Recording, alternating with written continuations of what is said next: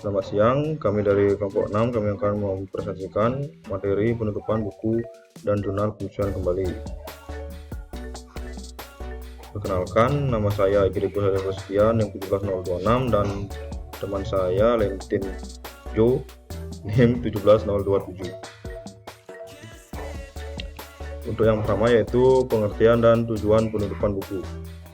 Penutupan buku adalah proses memindahkan saldo rekening penghasilan dan saldo rekening biaya ke rekening rugi laba dan memindahkan saldo rekening rugi laba ke rekening modal. Penutupan buku dapat dilakukan dengan maksud 1. Menutup semua rekening-rekening nominal. Yang kedua yaitu untuk memindahkan saldo rekening rugi laba atau rugi bersih dalam satu periode ke rekening modal sehingga rekening modal menunjukkan jumlah yang sama dengan jumlah yang tercantum dalam neraca. Prosedur penutupan buku pada perusahaan perseroan. Yang pertama yaitu penutupan buku dilakukan dengan membuat jurnal-jurnal sebagai berikut. Jurnal-jurnal untuk memindahkan saldo dari setiap rekening ke nominal ke rekening rugi laba, jurnal untuk memindahkan saldo rekening rugi laba ke rekening prep pemilik perusahaan, jurnal untuk memindahkan saldo rekening prep ke rekening modal milik perusahaan.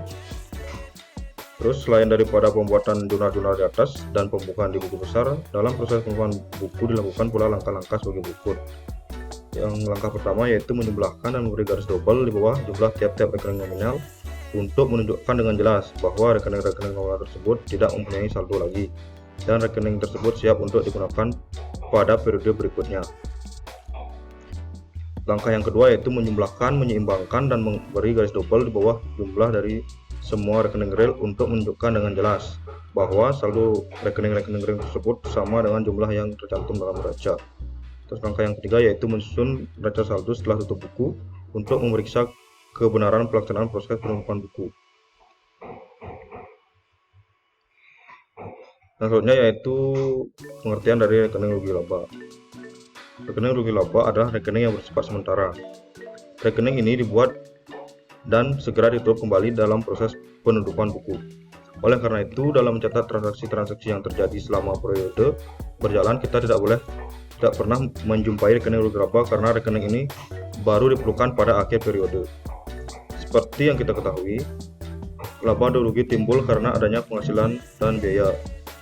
Meskipun selama periode berjalan kita tidak pernah mengkredit penghasilan ke rekening rugi laba dan menambah biaya ke rekening rugi laba. Karena hal itu akan menyebabkan pembukuan tidak dapat menggambarkan dengan jelas elemen-elemen penghasilan biaya dalam periode yang bersangkutan. Perlu dipahami pula bahwa rekening rugi laba tidaklah sama dengan laporan rugi laba. Rekening rugi laba berada di dalam pembukuan di buku besar, sedangkan laporan rugi laba adalah merupakan hasil dari pembukuan. Sifat dari rekening rugi laba ini sama seperti rekening-rekening nominal yang lain, sebab rekening rugi laba pada hakikatnya merupakan ringkasan dari seluruh rekening penghasilan dan rekening biaya yang ada dalam buku besar perusahaan. Selanjutnya yaitu pemakaian rekening rugi laba adalah sebagai berikut. Rekening rugi laba didebit untuk memindahkan saldo dari rekening nominal yang mempunyai saldo debit atau biaya.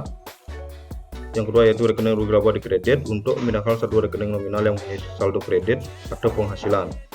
Apabila rekening rugi laba bersaldo kredit, hal tersebut menunjukkan bahwa perusahaan mendapat laba karena penghasilan sisi kredit lebih besar dibandingkan dengan sisi debit. Sebaliknya, apabila rekening rugi laba bersaldo debit, maka menunjukkan bahwa perusahaan itu rugi. Rekening rugi laba ditutup dengan cara membuat jurnal sebagai berikut.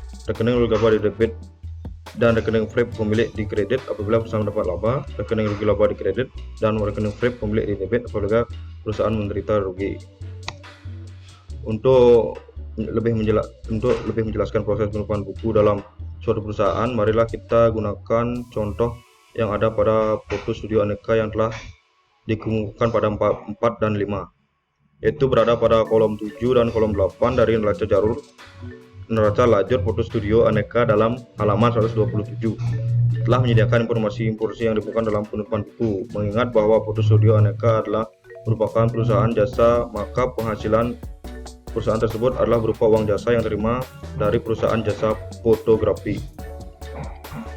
Dalam kolom 8 lajur jalur kita melihat ada 3 jenis rekening penghasilan, yaitu rekening foto studio, yang merupakan penghasilan utama rekening dari Putu Studio Aneka, dan rekening penghasilan buku serta penghasilan yang merupakan penghasilan dari perusahaan tersebut. Nah, ini dapat dilihat neraca jalur dari Putu Studio.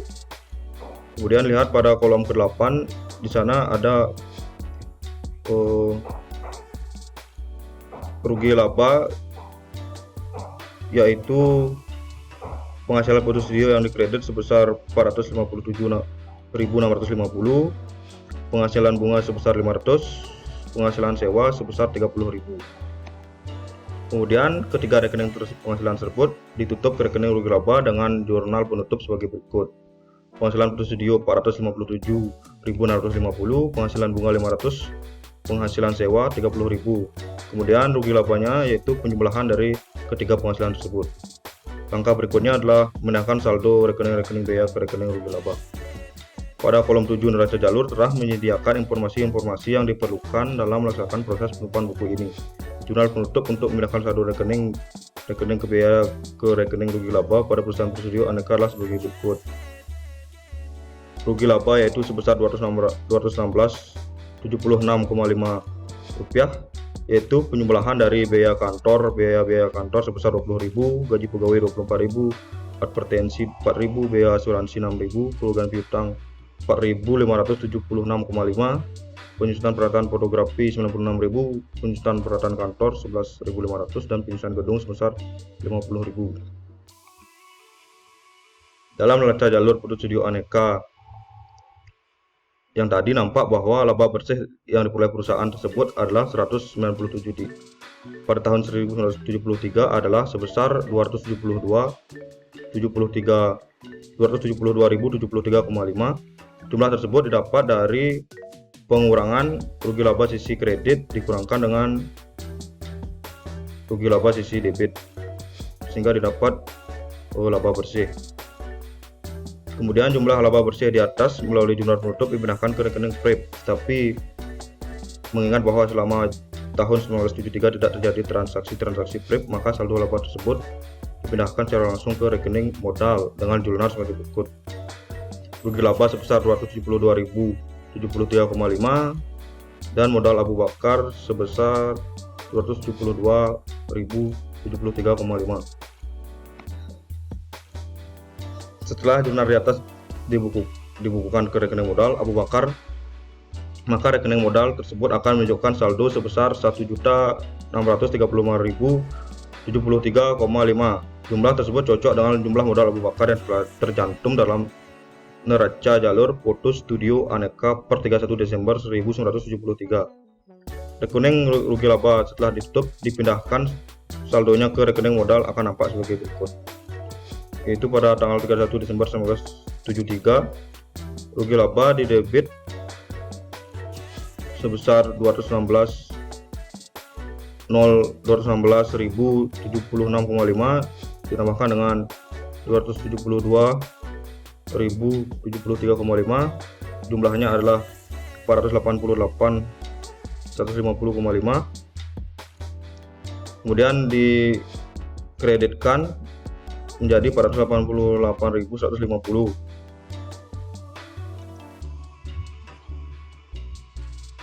Menyelesaikan dan menggaris double pada rekening-rekening. Pada akhir periode jumlah yang terdapat pada sisi debit dan sisi kredit rekening-rekening jumlahkan, dan setelah jurnal penutup dibukukan maka rekening nominal akan seimbang.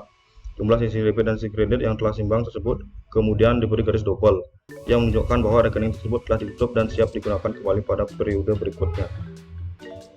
Saldo rekening-rekening real tidak perlu ditutup karena saldo rekening-rekening real akan dibawa ke periode berikutnya.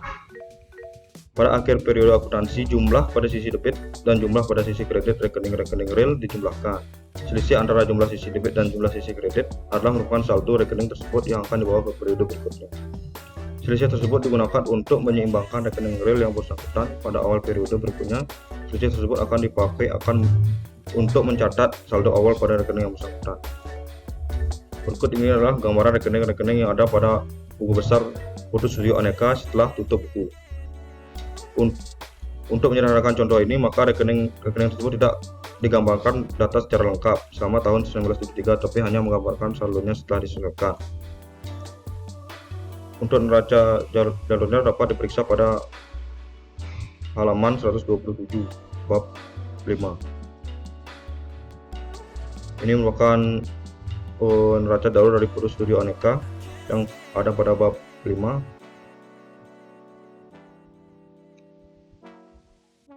Dimana kas pada tahun 1974 31 Desember di sisi kredit ada sebesar 52.350 dan di sisi kredit ada sebesar 52.350. Kemudian dibawa ke periode selanjutnya yaitu pada tanggal 1 Januari 1974 yaitu sebesar 52.350. Kemudian ada piutang dagang pada tanggal 31 Desember 1973 sebesar 18.200 di sisi debit. Kemudian di sisi kredit ada sebesar 18.200. Kemudian di bawah ke periode selanjutnya pada tanggal 1 Januari 1974 sebesar 18.200.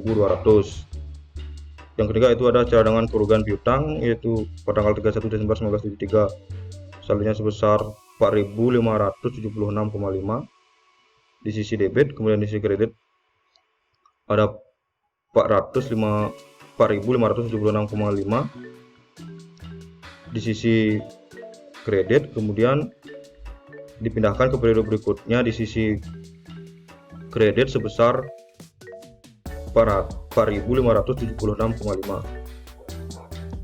Yang keempat itu ada surat-surat berharga pada tanggal 31 Desember 1973 sebesar 10.000 di sisi debit. Kemudian di sisi kredit ada sebesar 10.000. Kemudian dibawa ke periode selanjutnya pada tanggal 1 Januari 1974 sebesar 10.000.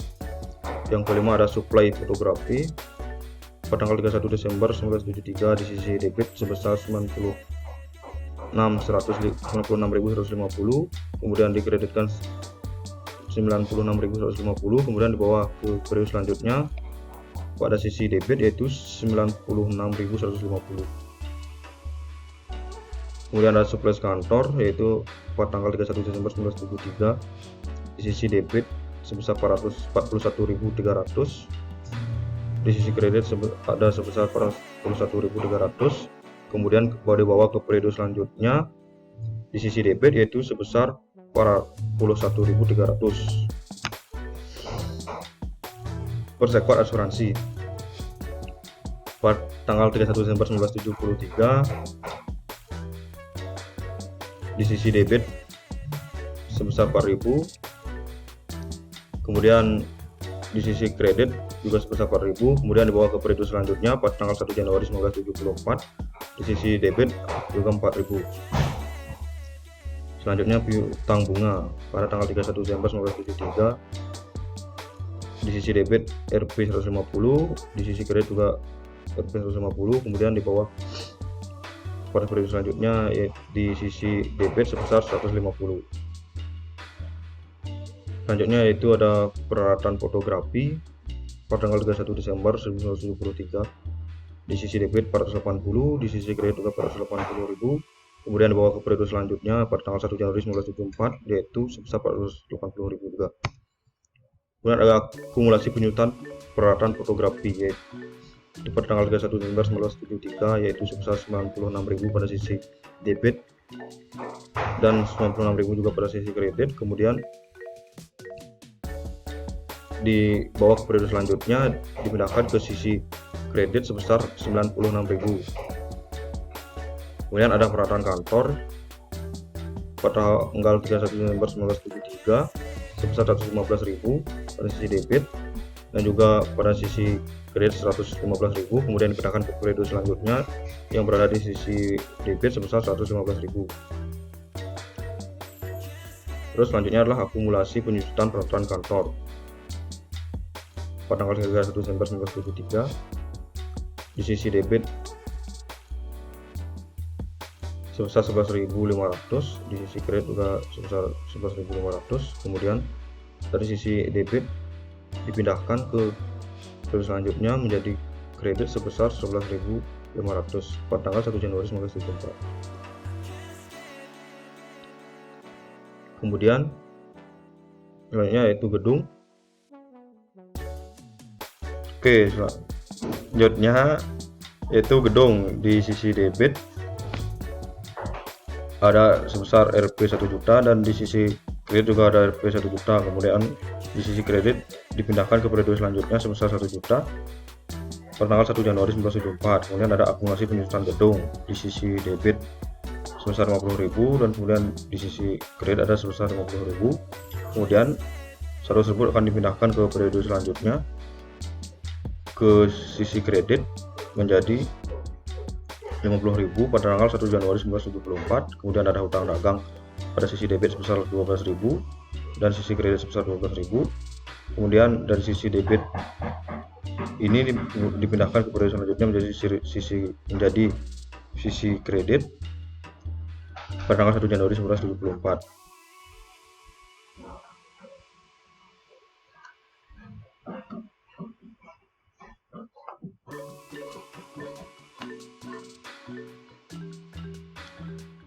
Kemudian ada hutang gaji.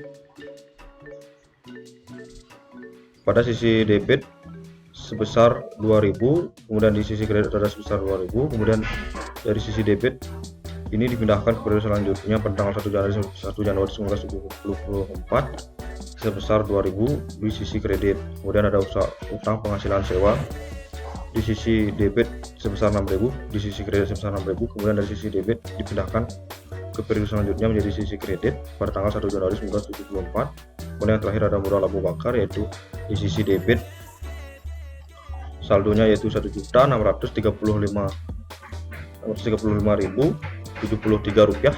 Kemudian ada di sisi kredit dengan modal Abu Bakar yaitu 1.363.000 dan mendapatkan laba sebesar 272.073,5.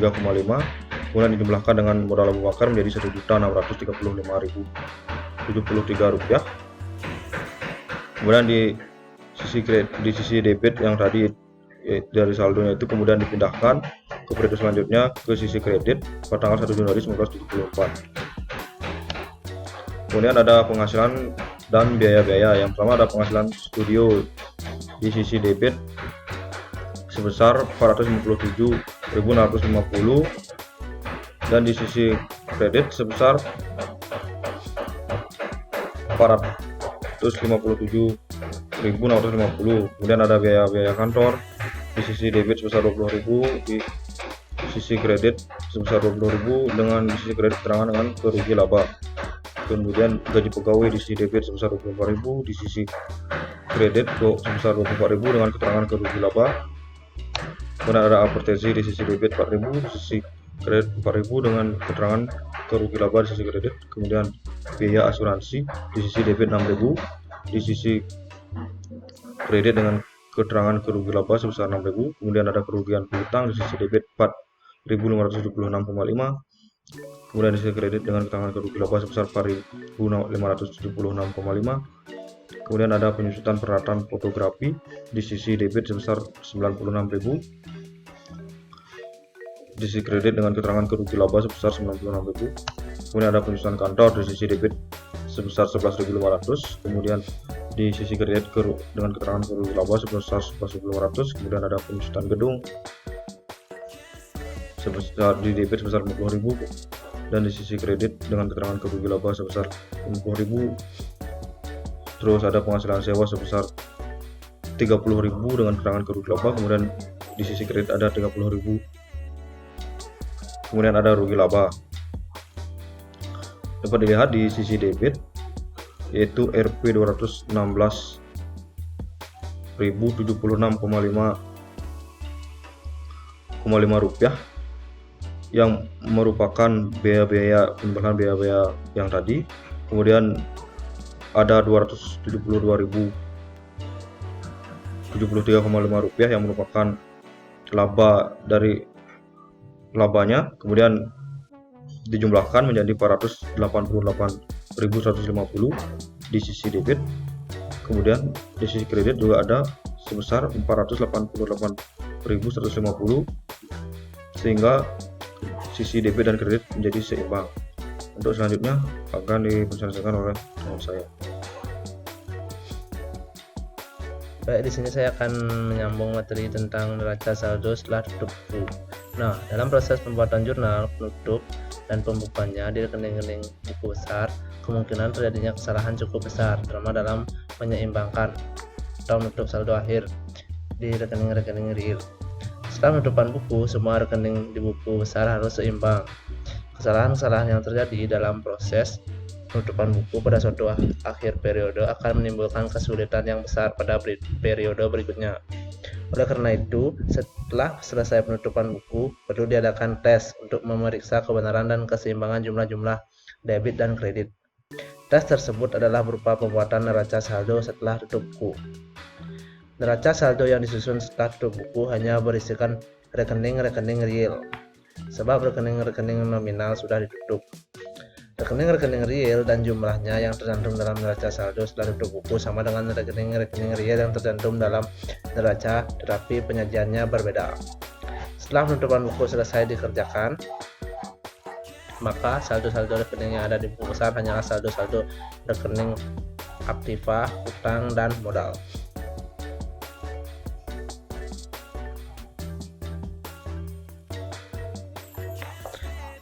Neraca saldo setelah tutup buku dari foto studio aneka per 31 Desember 1973 adalah sebagai berikut. Ya, bisa dilihat pada layar teman-teman ya. Foto studio aneka neraca saldo setelah tutup buku per 31 Desember 1973. Di sini yaitu kas sebesar 52.350, piutang dagang sebesar 18.200 di debit, cadangan kerugian piutang di kredit sebesar 4.576,5 ribu rupiah, surat-surat berharga sebesar di kredit di debit yaitu sebesar 10.000, supplies fotografi sebesar 96.150, supplies kantor sebesar 41.300, persekot asuransi yaitu sebesar 4.000, piutang bunga yaitu sebesar 150, peralatan fotografi yaitu sebesar 480.000 di debit. Semua yang tadi saya sebutkan ya di debit yaitu teman-teman ya. Untuk selanjutnya yaitu akumulasi penyusutan peralatan fotografi sebesar 96.000 di kredit. Peralatan kantor sebesar 115.000 di debit dan akumulasi penyusutan peralatan kantor sebesar 11.500 di kredit. Untuk gedung yaitu sebesar sewa gedung yaitu sebesar 1 juta di debit, untuk akumulasi penyusutan gedung sebesar 50.000 di kredit, utang dagang sebesar 12.000 di kredit juga, utang gaji sebesar 2.000, utang penghasilan sewa, dan modal Abu Bakar yaitu sebesar 1.635.073,5 rupiah di debit. Sehingga jika ditotalkan kredit dengan debit yaitu sama yaitu sebesar 1.817.150 rupiah. Nah, selanjutnya itu penutupan buku dalam perusahaan persekutuan. Penutupan buku dalam suatu perusahaan yang berbentuk persekutuan pada dasarnya sama dengan penutupan rekening-rekening biaya dan penghasilan ke rekening rugi laba seperti yang dilakukan pada perusahaan perseorangan. Dalam persekutuan biasanya laba bersih dibagi di antara para sekutu sesuai dengan perjanjian yang berlaku di antara mereka. Cara pembagian laba bisa didasarkan pada pembagian sama rata atau pembagian laba menurut perbandingan modal dari tiap-tiap sekutu atau dasar-dasar lain yang mereka setujui bersama. Untuk memahami prosedur penutupan buku dalam suatu persekutuan, marilah kita ikuti contoh berikut ini. Contohnya yaitu CP Permata selama periode tahun 1973 memperoleh laba bersih sebesar 300.000. Perjanjian yang berlaku dalam perusahaan tersebut menetapkan bahwa laba bersih akan dibagi rata di antara para sekutu yang terdiri dari Tuan A, Tuan B, dan Tuan C. Nah, saldo rekening Prime pada sekutu per 31 Desember 1973 ya sebelum dunia menunjukkan sebagai berikut. Prime A di debit sebesar 4.562,5 ribu rupiah. Prime B di debit sebesar 2.483.25 rupiah. Prime C di debit sebesar 1.000 rupiah. Seperti telah diterangkan di atas, prosedur penutupan rekening-rekening biaya dan penghasilan ke rekening-rekening rugi laba pada suatu persekutuan tidaklah berbeda dengan penutupan pembukuan yang terdiri pada perusahaan perseorangan. Setelah rekening-rekening biaya dan rekening penghasilan dipindahkan ke rekening rugi laba, maka saldo rugi laba sebesar 300.000 yang tadi itu dipindahkan ke rekening Stripe masing-masing sekutu. Jadi sebagai berikut, bisa dilihat pada teman-teman ya. Rekening rugi laba itu bernilai sebesar Rp300.000, Stripe E sebesar Rp100.000, Stripe B sebesar Rp1.000, Stripe C sebesar Rp100.000. Ketiganya dibagi menjadi rata sehingga total jumlahnya menjadi Rp300.000. Setelah jurnal penutupan buku di atas dibukukan ke rekening Stripe masing-masing sekutu, maka rekening Stripe M menunjukkan saldo kredit 95.437,5, saldo B Stripe B menunjukkan saldo rekening 97.516,75, sedangkan saldo rekening Stripe C menunjukkan saldo kredit Rp9.000. Stripe A di sini menunjukkan 95.437,5 karena kan tadi setelah dibagi rata 100.000 dikurangan dengan saldo awalnya yaitu sebesar yang tadi disebutkan. Seperti itu caranya. Saldo rekening-rekening Stripe pada saat yang terbentuk persekutuan biasanya tidak dipindahkan rekening modal para sekutu, tetapi tetap dibiarkan dalam rekening Stripe sebagai rekening real dan dicantumkan dalam neraca. Penutupan buku dalam perusahaan perseorangan. Proses penutupan saldo rekening-rekening biaya dan penghasilan dalam perusahaan yang berbentuk perseorangan tidak berbeda dengan penutupan rekening biaya dan penghasilan berlaku pada perusahaan persekutuan. Perbedaannya terletak pada penutupan rekening rugi laba di mana saldo laba dan rugi tidak dipindahkan ke rekening Stripe tetapi ditutup ke rekening laba yang ditahan. Nah, di sini contohnya itu, misalkan PT Mutiara selama periode tahun 1973 memperoleh laba bersih sebesar Rp500.000. Saldo laba tersebut pada akhir periode dengan melalui jurnal penutupan dipindahkan ke rekening laba yang ditahan dengan jurnal sebagai berikut. Rugi laba yaitu sebesar Rp500.000. Laba yang ditahan yaitu sebesar Rp500.000. Nah, rekening laba yang ditahan adalah merupakan rekening real dan dicantumkan dalam neraca di bawah rekening modal saham. Jurnal penyesuaian kembali. Jurnal penyesuaian tertentu yang dibuat pada akhir periode ada berpengaruh terhadap transaksi-transaksi yang bersifat rutin yang terjadi pada periode akuntansi berikutnya. Contoh dari jurnal penyesuaian semacam itu misalnya jurnal penyesuaian pencatatan tentang gaji pada akhir periode. Pencatatan biaya gaji biasanya dilakukan pada saat terjadi pembayaran gaji. Jurnal untuk mencatat pembayaran gaji biasanya sebagai berikut itu. Contohnya itu ya, gaji sebesar XXX, kas itu sebesar Rp XXX. Itu ya. Apabila pada akhir periode akuntansi perusahaan mempunyai hutang gaji pada para pegawainya dan hutang tersebutlah dicatat dengan menggunakan jurnal penyesuaian pada akhir periode, maka waktu dilakukan pencatatan bayar gaji dalam periode berikutnya harus selalu diingat adanya hutang gaji sehingga pembayaran gaji yang dilakukan pada periode tersebut tidak seluruhnya dibawa biaya pada tahun pembayarannya karena hal itu sudah menjadi beban pada periode sebelumnya. Nah, untuk lebih menjelaskan masalah ini, mari kita gunakan data dari foto studio Aneka tadi pada tahun 1973. Setelah penutupan buku pada akhir tahun 1973, dalam pembukuan foto studio Aneka terdapat adanya hutang gaji sebesar Rp2.000. Nah, di sini yaitu dalam neraca penyesuaiannya itu ya 1973 Desember tanggal 31 penyesuaian yaitu sebesar Rp2.000. Nah, pada tanggal 5 Januari 1974 dibayar gaji sebesar 10.000 yaitu 2.000 untuk bayar gaji yang terhutang pada akhir periode pada akhir tahun 1973 yang sudah lewat dan 8.000 untuk bayaran gaji bulan Januari 1974. Atas transaksi pembayaran gaji di atas bila dibuat jurnal sebagai berikut. Hutang gaji yaitu sebesar Rp2.000, gaji sebesar Rp8.000 dan kasnya menjadi Rp10.000 seperti itu. Jurnal di atas menghapus rekening hutang gaji dan mencatat gaji sebesar 8.000 yang akan menjadi beban biaya tahun 1974. Meskipun jurnal ini bisa dilaksanakan, tetapi kadang-kadang terjadi kesalahan pencatatan yang disebabkan karena pelaksanaan pembukuan lupa mendebit rekening hutang gaji tersebut. Nah, karena pada umumnya pembayaran gaji dicatat dengan mendebit rekening gaji dan mengkredit rekening kas, maka pembayaran gaji tanggal 5 Januari 1974 di atas kemungkinan dicatat sebagai berikut. Untuk gajinya yaitu sebesar 10.000 dan kasnya sebesar 10.000. Jurnal di atas akan mengakibatkan biaya gaji pada tahun 1974 menjadi terlalu besar, sebesar Rp2.000 karena pembayaran utang gaji turut dicatat sebagai biaya gaji tahun 1974. Untuk menghindarkan kekeliruan seperti digambarkan di atas, maka pada awal periode biasanya dilakukan penyesuaian kembali dan atas penyesuaian dilakukan pada akhir periode sebelumnya. Sehingga jurnal penyesuaian kembali yang harus dibuat oleh Foto Studio Aneka pada tanggal 1 Januari 1974 sebagai berikut. Hutang gaji yaitu sebesar Rp2.000 dan gaji yaitu sebesar Rp2.000.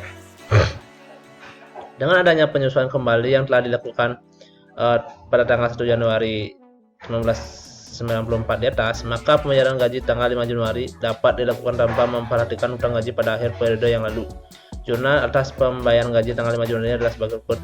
Gaji yaitu sebesar Rp10.000 dan kasnya yaitu sebesar Rp10.000. Nah, jurnal penyesuaian kembali tidak mengakibatkan hapusnya hutang gaji karena dengan jurnal tersebut rekening biaya gaji akan bersaldo kredit sebesar Rp20.000 dan saldo kreditnya akan dihapus setelah terjadi pembayaran gaji pada tanggal 5 Januari 1974. Gambaran hal ini akan menjadi lebih jelas apabila memperhatikan rekening gaji dan rekening hutang gaji dalam di bawah ini. Bisa dilihat di layar ya.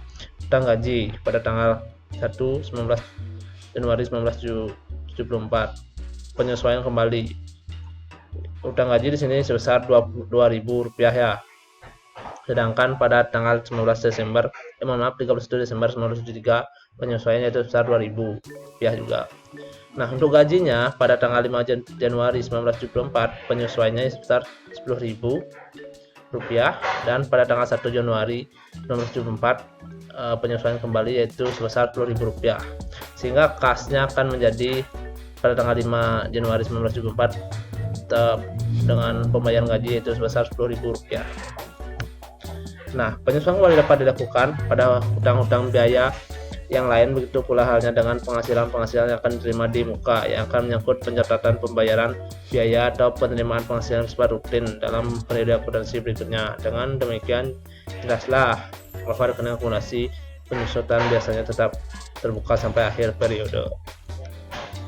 Nah, mungkin sekian presentasi dari kelompok kami. Nah, mungkin teman-teman ada bisa yang ditanyakan atau kurang dipahami, mungkin bisa ditanyakan di kolom komentar ya. Kami akan mencoba untuk menjawabnya nanti. Terima kasih.